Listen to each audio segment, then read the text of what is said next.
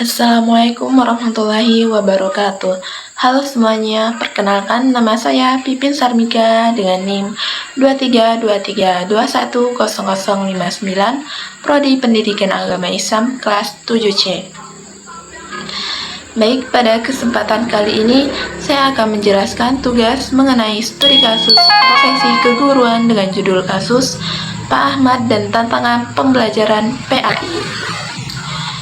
Studi kasus ini menceritakan tentang Pak Ahmad, seorang guru PAI di SMA yang secara dedikasi personal sangat baik.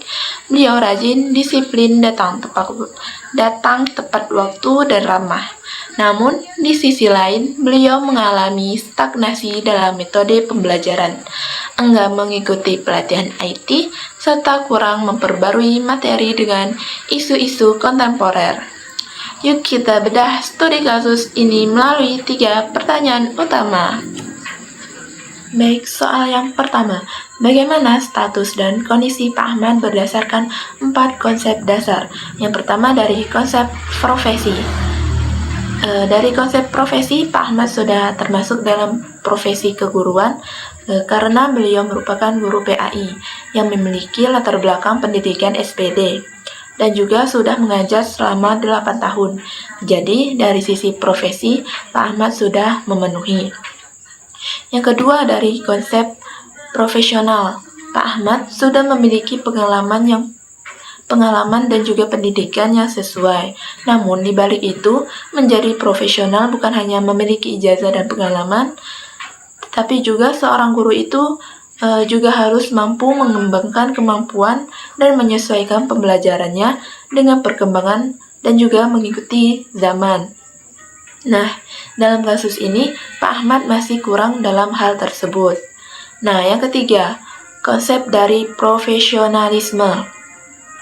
Konsep dari profesionalisme itu sendiri, Pak Ahmad sudah memiliki beberapa sikap profesional, seperti datang tepat waktu, ramah kepada siswa dan guru, serta bertanggung jawab dan dalam menjalankan tugas. Tetapi, profesionalismenya masih perlu ditingkatkan, karena ia masih menggunakan metode ceramah secara terus-menerus. Dan juga, Pak Ahmad kurang memperbarui materi dalam pembelajaran. Nah, yang terakhir, keempat, dari konsep profesionalisasi. Profesionalisasi Pak Ahmad juga masih kurang karena ia menolak mengikuti seperti pelatihan IT. Padahal pelatihan merupakan salah satu cara untuk meningkatkan kompetensi dan menjadikan guru yang lebih profesional lagi. Nah, jadi kesimpulannya, Pak Ahmad sudah memiliki profesi sebagai guru PAI, tetapi profesionalismenya dan proses profesionalisasinya masih perlu ditingkatkan kembali. Terus pertanyaan kedua, apakah Pak Ahmad sudah bisa dikatakan guru PAI yang profesional? Nah, kalau menurut saya, Pak Ahmad belum sepenuhnya dapat dikatakan sebagai guru PAI yang profesional. Alasannya karena dapat dilihat dari beberapa kompetensi guru. Yang pertama itu seperti kompetensi pedagogiknya, yang dimana masih kurang karena Pak Ahmad terlalu sering menggunakan metode ceramah sehingga pembelajaran itu menjadikan membosankan dan kurang melibatkan siswa dalam proses pembelajaran tersebut. Yang kedua, kompetensi profesional. Pak Ahmad juga masih perlu ditingkatkan karena jarang memperbarui materi dan juga isu-isu kontemporer seperti etika bermedia sosial dalam Islam. Yang ketiga, kompetensi sosial. Ini sudah cukup baik karena Pak Ahmad ramah kepada guru maupun kepada siswanya. Dan yang terakhir, kompetensi kepribadian.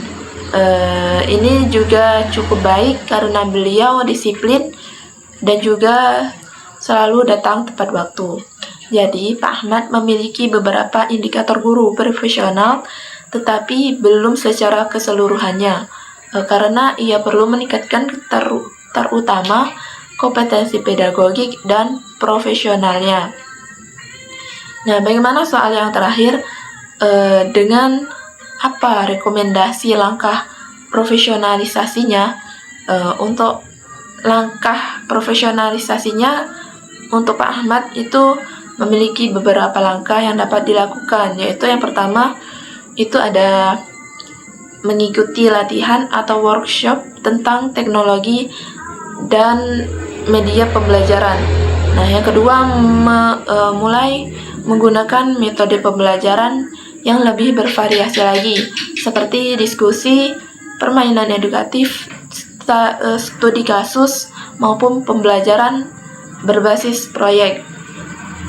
Nah, yang ketiga itu memperbarui materi PAI dengan isu-isu yang dekat dengan kehidupan siswa. Misalnya, etika media sosial, cyberbullying, dan penggunaan AI dalam perspektif Islam. Nah, yang terakhir, meningkatkan kemampuannya dalam menggunakan media digital dalam suatu pembelajaran. Nah, ada satu lagi yang terlupa, itu melakukan evaluasi terhadap pembelajaran berdasarkan masukan dari siswa-siswa tersebut. Itu tadi untuk Bapak Ahmad.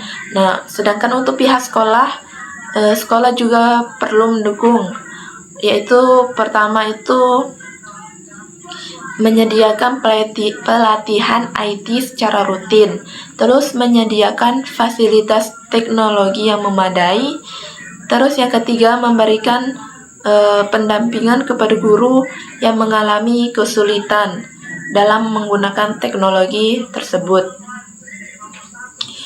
Nah, terus yang keempat itu ada mendorong gurunya untuk mengikuti kegiatan pengembangan profesional. Nah, itu tadi yang terakhir. Jadi saya tarik kesimpulannya, dari kasus Pak Ahmad dapat disimpulkan bahwa beliau sudah memiliki profesi sebagai guru PAI dan memiliki beberapa sikap profesional seperti disiplin dan ramah kepada siswa tadi. Namun beliau belum sepenuhnya menjadi profesional karena masih kurang dalam mengembangkan suatu metode pembelajaran, memperbarui materi, dan juga mengikuti perkembangan teknologi.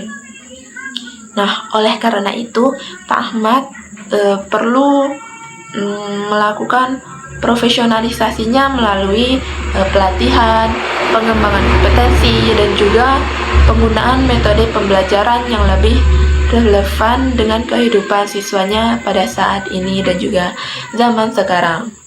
Mungkin itu saja penjelasan dari saya. Selebihnya mohon maaf dan terima kasih. Wassalamualaikum warahmatullahi wabarakatuh.